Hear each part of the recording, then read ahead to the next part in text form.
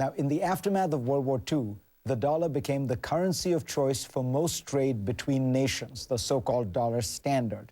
When China buys iron ore from Australia, the transaction doesn't take place in yuan or Australian dollars, it's in US dollars. When China sells widgets to Russia, in the past, it hasn't been settled in yuan or rubles, it's usually been in dollars. That is changing. The almighty dollar is looking a little less almighty.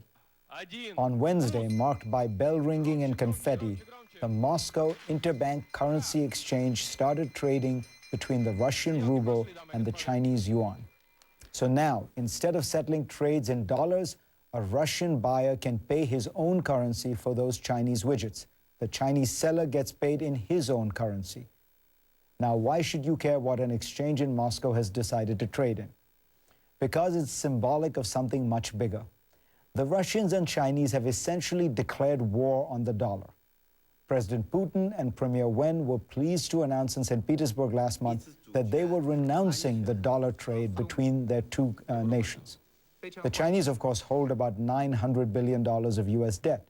But Beijing has been very clear that it wants to reduce its reliance on the dollar. Putin, for his part, has been pushing for the euro to replace the dollar as the world's reserve currency. All this comes just a few months after the United Nations released a controversial report saying that the dollar was an unreliable international currency and needed to be replaced by something more stable.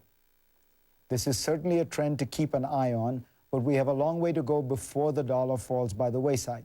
Every day, $4 trillion goes through the foreign exchange system, most of those trades in US dollars. On Wednesday, trades between rubles and yuan totaled just $730,000. Now, why does all this matter? Well, having the dollar as the world's reserve currency gives America enormous economic and political advantages.